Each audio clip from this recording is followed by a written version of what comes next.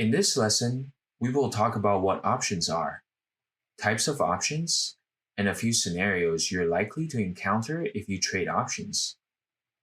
Options are contracts that give you the right to buy or sell the underlying security, but not the obligation at a chosen time and price by you.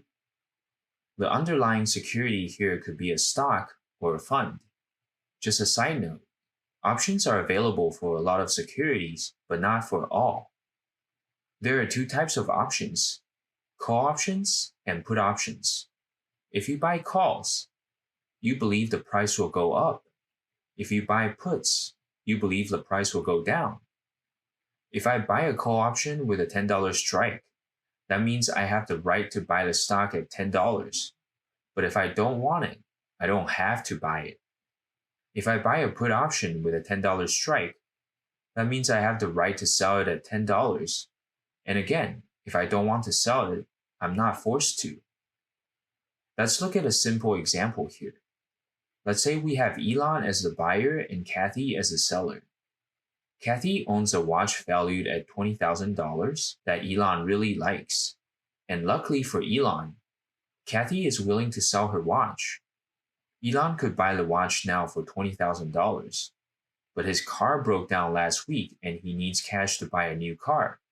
But he's worried that this watch will go up in value. So he would like to have control of that watch for a certain amount of time. So here's what Elon does. He told Kathy, hey, I would like to have the right to buy this watch for $20,000, but not the obligation. Kathy, being a nice friend, said okay, and asked Elon how much time does he need. Elon was like, cool, give me 3 months. And in 3 months, I'll decide if I still want this watch. Kathy agreed, but told Elon that she would need a deposit. She needs a deposit so she doesn't sell the car to anyone else who's interested in it. Elon said, all right, how much is the deposit? And Kathy was like, since you want me to hold it for 3 months, the deposit would be $2,000.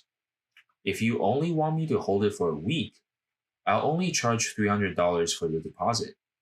Elon said, all right, I will go with a 3 months option. So let's take a look at this example.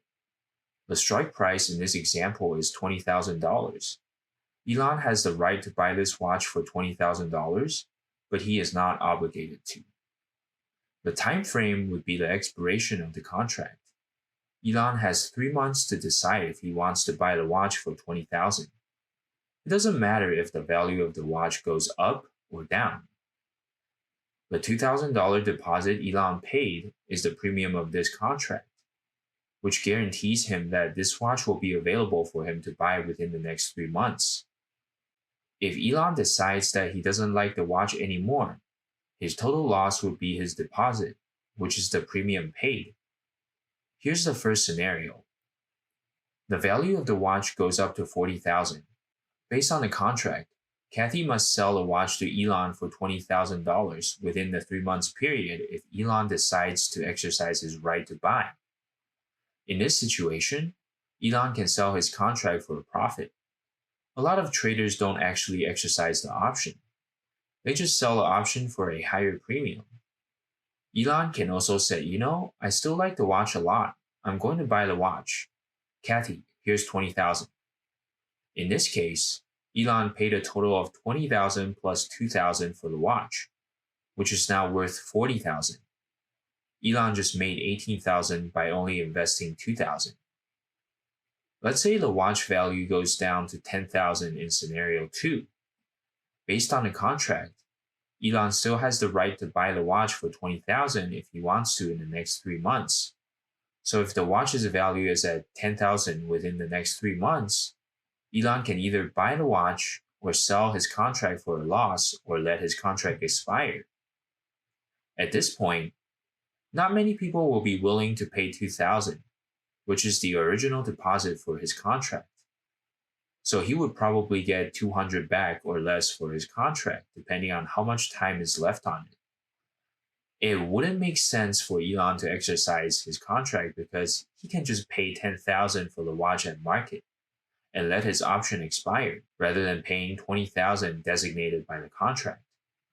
Since Elon's not obligated to buy the watch, if he chooses not to, his only loss would be the deposit, or the premium, which is 2,000 rather than the 10,000 loss from exercising the contract to buy at 20,000. So that's the first example for calls. Let's look at a put example. Again, buy puts if you believe the underlying price will go down. So here are Elon and Kathy again. Elon thinks that Kathy's watch, currently worth $20,000, will go down in value in the next few months. So Elon texted Kathy and goes, "Hey, I think your watch's value is going to go down. I want to execute a put contract with you where I want to sell this watch for $20,000. Kathy texted back and said, "Cool, I'm down. Just give me the deets. What strike and how long do you need so we can finalize the contract?" Here are the terms. Elon has the right to sell the watch for $20,000, and the time frame is the expiration of the contract, which is 3 months in this case. Within these 3 months, Elon can sell this watch for $20,000 if he wants to. The premium is $1,500, which is the deposit Elon paid Kathy for the contract. If Elon decides that he doesn't want to sell the watch before the expiration, he would just lose the $1,500 premium. Again, let's go over 2 scenarios. The first scenario is if the value of the watch increases to $40,000 within the next 3 months, it would not make sense for Elon to exercise the contract and sell the watch at $20,000, because this way Elon would lose $20,000. If Elon chooses to let his contract expire, he would only lose $1,500 of the contract premium.